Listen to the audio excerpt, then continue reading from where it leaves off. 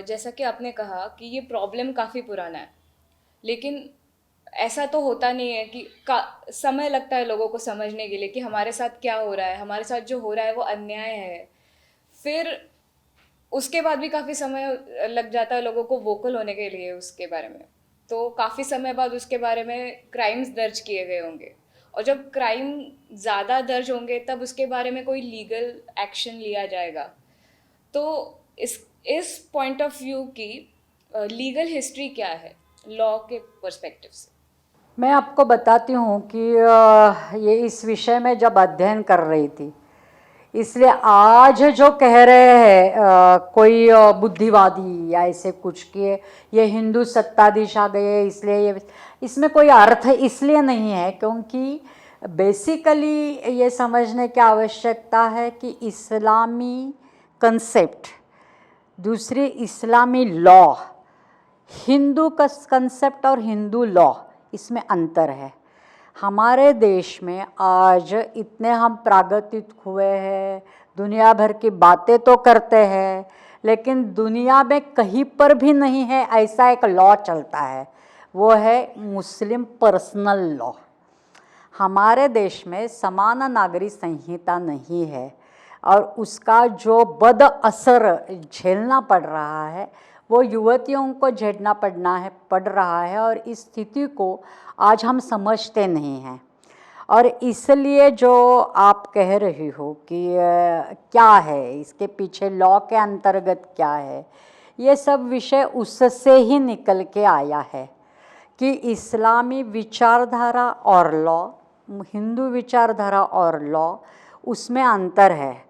जो criminal law है वो तो समान है। विशिष्ट अगर मैंने चोरी कर ली तो मुझे होने वाला सज़ा, मुझे मिलने वाली सज़ा और दूसरे व्यक्ति को मिलने वाली सज़ा तो एक जैसी है, लेकिन विवाह विषय का लॉ अलग अलग है। और ये विवाह विषय का लॉ अलग अलग होने के कारण बहुत सारी कुरीतियाँ या कुपद्धतियाँ प्रचलित तो होना संभव हुआ है अपने देश में। उसमें से एक जो मुस्लिम पर्सनल लॉ है, तो वो मुस्लिम पर्सनल लॉ के अंतर्गत जो मुख्य विषय आते हैं उसमें मुस्लिम युवक को, मुस्लिम व्यक्ति को 4 बार शादी करना कानून सम्मत बन जाता है। दूसरी बात यह है कि अपने यहाँ रजिस्टर करना, विवाह रजिस्टर करना आवश्यक है। इस्लाम में वो नहीं है। अपने यहाँ 18 साल की लड़की होनी ही चाहिए, मुस्लिम वो नहीं है। 21 और 18 का बंधन हिंदुओं को है, मुस्लिमों को वो नहीं है। मुस्लिमों में मेहर देना जैसी पद्धत है, यानी कि उस लड़की का उपयोग लड़का करने वाला है।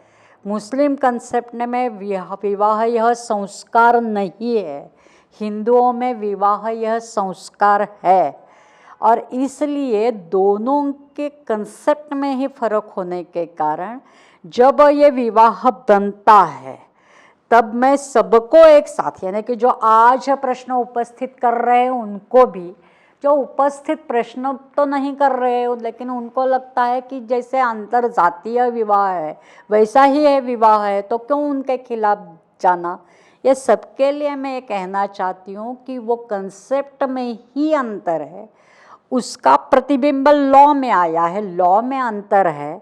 और उसके कारण एक पद्धति में, हिंदू पद्धति में अगर वो दोष है, यानी कि घटना जो है वह अपराधजन्य है, तो एक मुस्लिम कंसेप्ट में उसमें कोई अपराध नहीं है।